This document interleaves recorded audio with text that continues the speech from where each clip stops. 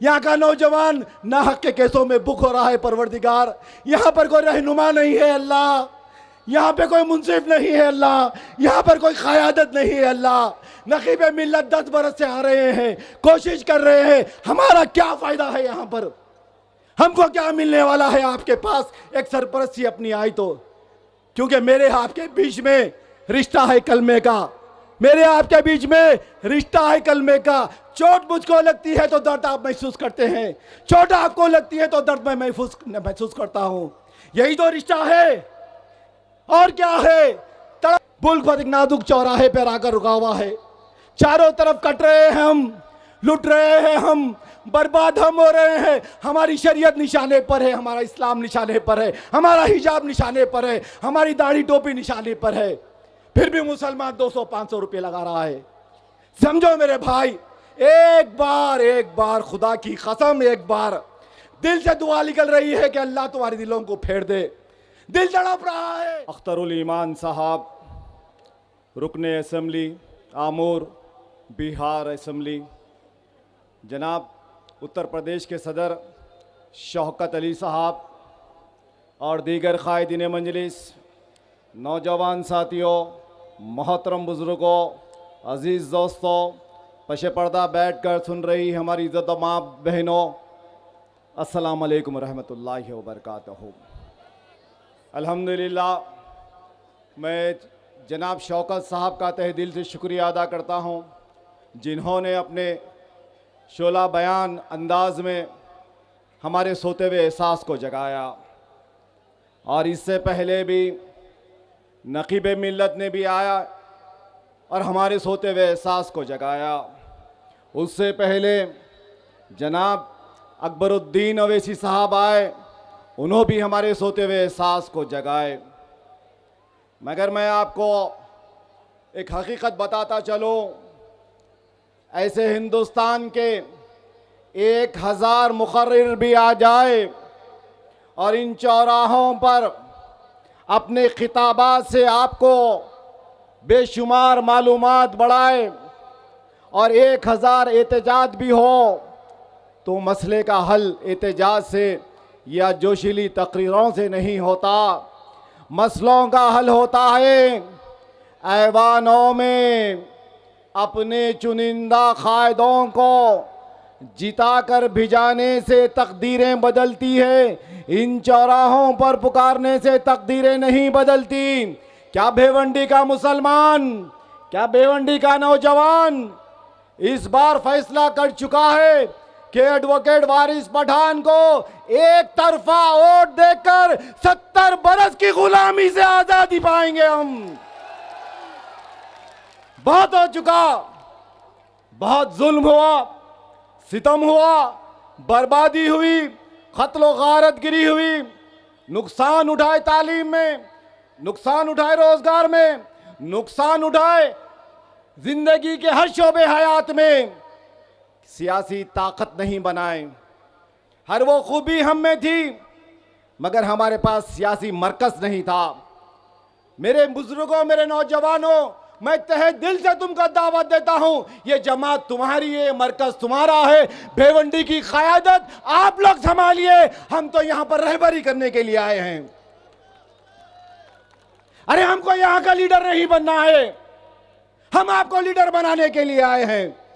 आप संभालिए यहां की क़यादत, आप भी जाइए अपने उम्मीदवारों को जिताकर ऐवान में। क़यादत क्या होती है, इत्तेहाद क्या होता है? मैं हैदराबाद से मेरा ताल्लुक़ है, मैं हैदराबाद की चंद बातें आपके सामने रखना चाहता हूं। सारे हिंदुस्तान में इतनी कम अक़लियतों को इतना बड़ा माइनॉरिटी बजट हिंदुस्तान के 29 रियासतों में नहीं है जो तेलंगाना में है। ये इत्तेहाद की वजह से कायम मुमकिन हुआ।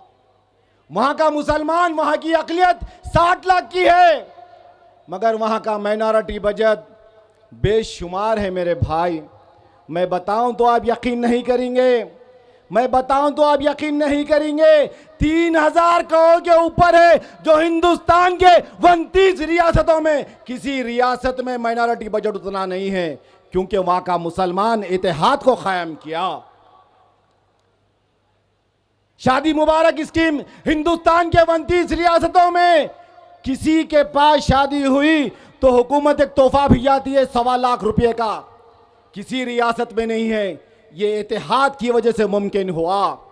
उर्दू को इज्जत मिली वहां पर, उर्दू जबान को, सेकेंड लैंग्वेज को उर्दू का ऑफिशियल दर्जा दिया गया, जो हिंदुस्तान के 29 रियासतों में कहीं नहीं मुमकिन हुआ। वह इत्तेहाद की वजह से मुमकिन हुआ। मसाजिद के इमामों को, मसाजिद के पेशवाओं को हिंदुस्तान के 29 रियासतों में कहीं तनख्वाह नहीं दी जाती है, सिर्फ तेलंगाना में दी जाती है। इत्तेहाद की वजह से मुमकिन हुआ।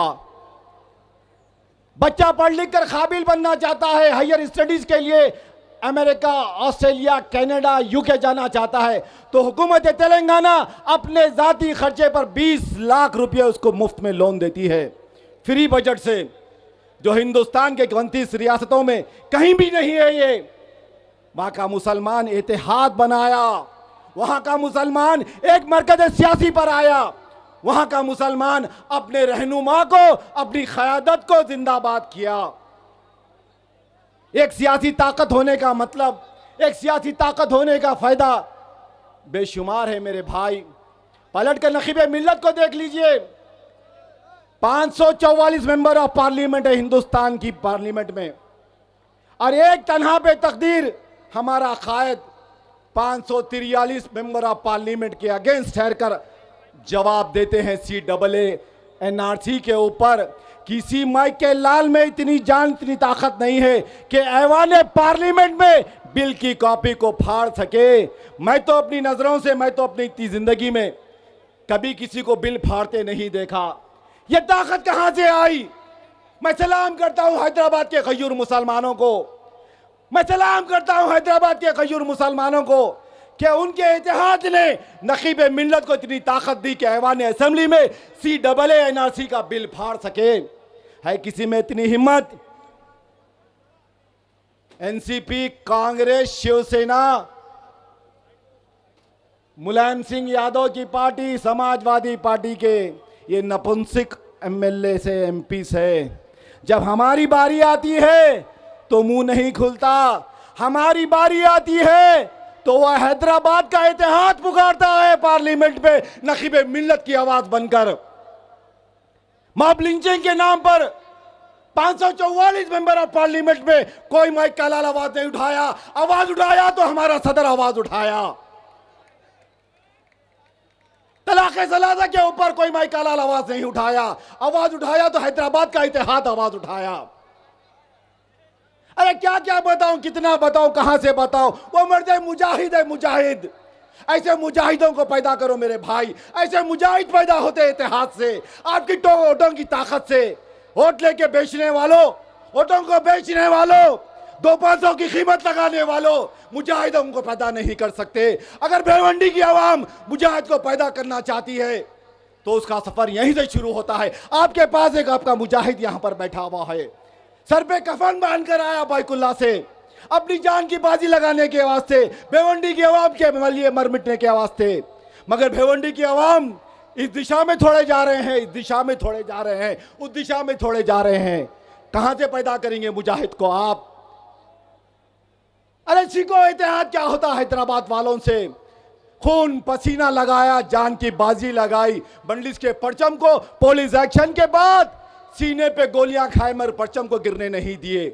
अरे वो इत्तेहाद यहां महाराष्ट्र में पैदा कर सकते हैं आप, और महाराष्ट्र में पैदा होऊंगा तो खुदा की कसम भिवंडी से ही पैदा होऊंगा, भिवंडी से ही। क्योंकि मैंने देखा है आप लोगों की आंखों का जज्बा, आप लोगों के चेहरे का जोश। इतनी बड़ी तादाद है भिवंडी वेस्ट में, 52% है, 52% मेरे भाई। अगर एक मरकज सियासी पे आ जाए इस्लाम के खातिर, अगर एक मरकज पे आ जाए अल्लाह को राजी करने के खातिर, एक मरकज सियासी पर आ जाए आपके रोशन मुस्तकबिल के लिए, मासूम बच्चों के रोशन मुस्तकबिल के लिए, आओ मेरे भाई, ये मंच तुम्हारा है। ये मंच हमको नहीं चाहिए। ये लीडर तुम्हारे असदुद्दीन अवैसी साहब। कोई कह रहा है कि हैदराबाद के लीडर है, खुदा की कसम असदुद्दीन अवैसी साहब अब हैदराबाद के लीडर नहीं रहे। हिंदुस्तान के 29 रियासतों में रहने वाला 30 करोड़ गयूर मुसलमान जो बेबस है, मजबूर है, लाचार है, कमजोर है, उनके लीडर बन चुके हैं, उनकी आवाज बन चुकी है। समझो वक्त के तकाजे को। ये वक्त के तकाज़े को समझो मेरे भाई, ये खुदरत की तरफ से तुमको एक इशारा मिल रहा है। 2024 की नस्ल को दुनिया तारीख बनाएंगी, लिखेंगी तारीख।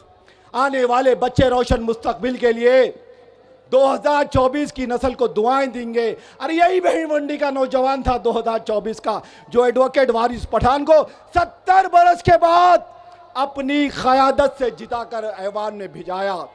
अरे कैसी जिंदगी गुजर रही है यहाँ पर, क्यों आपको तब्दीली नहीं चाहिए? कब तब्दीली लाना चाहते हैं अपनी जिंदगी में? कब तक हालात के साथ समझौता करते रहेंगे? कब तक अपने वोटों का सौदा करेंगे? कब तक अपने इत्तेहाद की कीमत लगाएंगे?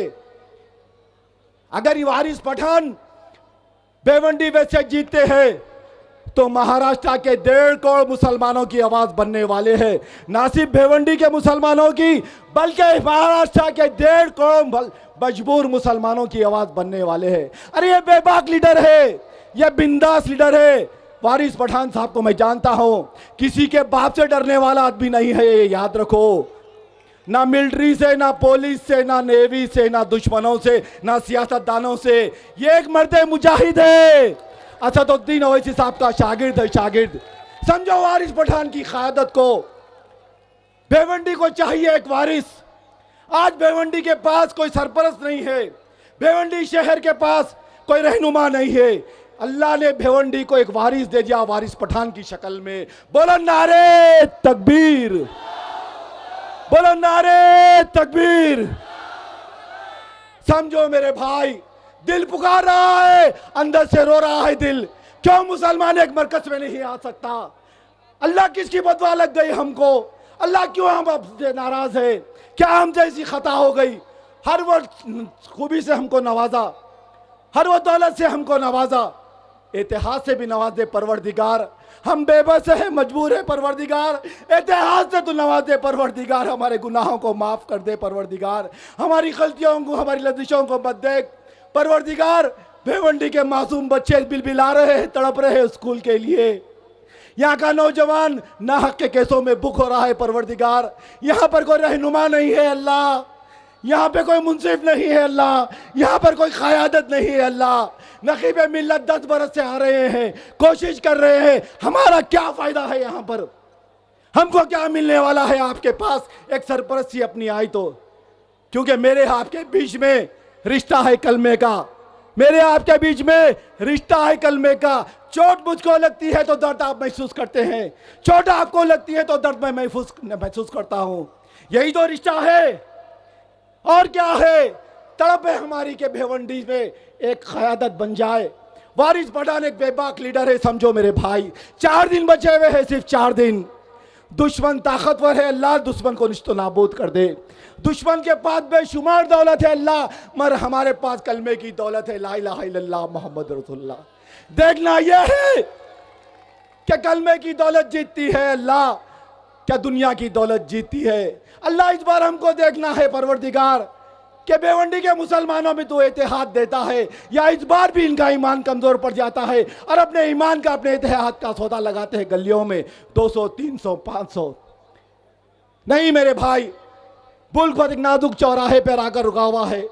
चारों तरफ कट रहे हैं हम, लुट रहे हैं हम, बर्बाद हम हो रहे हैं। हमारी शरीयत निशाने पर है, हमारा इस्लाम निशाने पर है, हमारा हिजाब निशाने पर है, हमारी दाढ़ी टोपी निशाने पर है, फिर भी मुसलमान 200-500 रुपये लगा रहा है।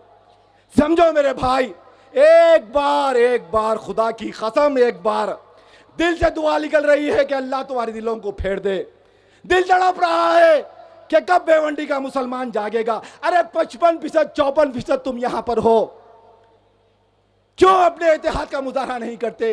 वो लोग हंस रहे हैं हम पर, उनके दफ्तरों में गुफ्तगू हो रही है कि 52% की आबादी मर गुमराह है, 52% की आबादी मगर इस्लाम से सच्ची मोहब्बत नहीं है, 52% की आबादी एक क़यादत को पैदा नहीं कर सक रहे हैं। नकीब मिल्लत पुकार कर जा रहे हैं, हबीब मिल्लत तबीयत खराब रखकर भी आपके दरमियान में फिर रहे हैं। कौन आएगा? अल्लाह वक्त के सलाहुद्दीन अय्यूबी को तो असदुद्दीन ओवैसी साहब की शक्ल में भिजा चुका है। वक्त के मूसा को, फिरौन को तबाह करने के लिए असदुद्दीन ओवैसी साहब की शक्ल में तू भिजा चुका है। अब कौन आएगा? अब हिंदुस्तान में कोई दूसरी क़यादत नहीं है, कोई दूसरा असदुद्दीन ओवैसी पैदा होने वाले नहीं है। हिंदुस्तान में मुसलमानों की क़यादत और मरकज़ का यहाँ बनने वाला नहीं है। 29 रियासतें फिर कर देख लिए हम, 29 रियासत में रहने वाले मुसलमान के दिल की धड़कन को सुन चुके हम। मुसलमान के दिल की धड़कन से एक ही चीज़ निकल रही है, क्या सदुद्दीन अवैसी साहब जिंदाबाद जिंदाबाद जिंदाबाद। अरे जब उनको क़ायद मान लिए, क़यादत को मान लिए, अपना मान लिए, तो वोट देने में क्यों किंदराते हैं मेरे भाई? अरे आप कर क़यादत माने हैं, क़यादत को मजबूत करना है तो वोट से बनाओ। वोट से क़यादत बनती है, नारों से नहीं। मसाइल असेंबली में हल होते हैं, इन चौराहों पर नहीं। वो कहते हैं कि इतनों से क्या होगा, एक एमपी से क्या होगा, 2 एमएलए से क्या होगा। जिंदगी की अभी असली उड़ान बाकी है, जिंदगी की अभी असली उड़ान बाकी है, जिंदगी के कई इम्तिहान अभी बाकी है। अभी तो थामी है हमने मुट्ठी भर जमीन, अभी तो सारा हिंदुस्तान बाकी है। हम रहे या ना रहे, मरना है। आधी जिंदगी तो गुजर गई, मरने से पहले इत्तेहाद पैदा कर कर जाएंगे। शुक्रिया, खुदा हाफिज़, वाखिर दवाना अल्हम्दुलिल्लाहि रब्बिल आलमीन। वारिस पठान, हबीबे मिल्लत, नकीबे मिल्लत। शुक्रिया, खुदा हाफिज़, वाखिर दवाना अल्हम्दुलिल्लाहि रब्बिल आलमीन।